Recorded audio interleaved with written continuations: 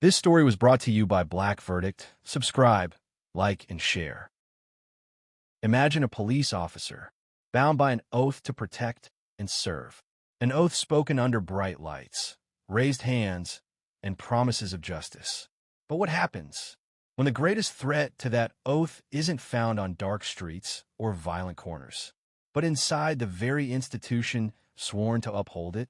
What happens when the thin blue line doesn't just protect citizens, but protects secrets?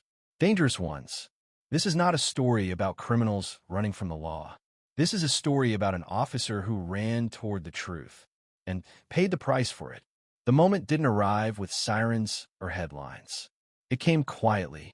A routine call, a familiar face, a report that didn't match what actually happened, an arrest that crossed a line, evidence adjusted, a detail erased.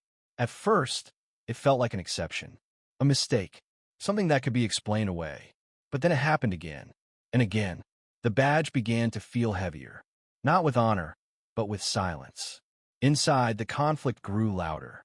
Loyalty to the force versus duty to the public. To speak up meant becoming an outsider. To stay silent meant becoming complicit. And the most unsettling realization of all, internal affairs wasn't fixing the problem. It was part of it. What if the institutions designed to uphold justice were secretly undermining it? What if accountability only existed on paper? Late nights turned into quiet investigations. Notes written in private. Dates, times, names carefully logged.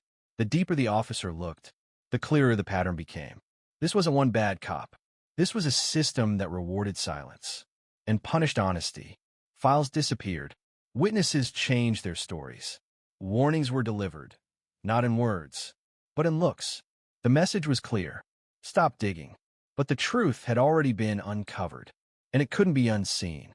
The Brotherhood is supposed to protect its own, but protection has a price. Conversations stopped when the officer entered the room. Backup arrived late, if it arrived at all. Jokes turned cold. Trust vanished. Subtle threats replaced open dialogue. A warning about promotions. A reminder about pensions. A suggestion to let things go. The blue wall wasn't loud. It didn't shout. It whispered. And those whispers carried a threat far more powerful than force. Exile. To belong meant obedience. To question meant betrayal. And the officer had already broken rank. Speaking out didn't bring applause. It brought consequences. A career dismantled piece by piece. Reputation questioned. Motives attacked. Friends distanced themselves. Relationships strained under pressure and fear.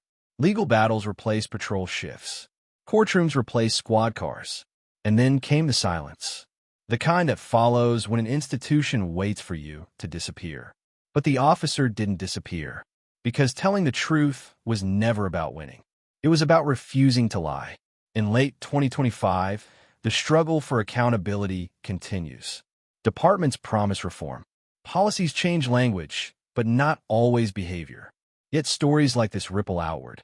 They inspire other officers to question. They force the public to look closer. They remind us that justice depends not on systems, but on people willing to challenge them.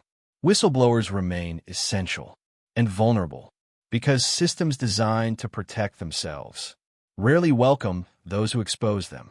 Forget everything you thought you knew about police integrity. This isn't just a story about corruption. It's a story about courage, about the cost of doing what's right, when doing what's easy is rewarded. So here's the question we're left with. Can true justice ever come from within? A system built to protect itself? Or does it always require someone brave enough to break rank?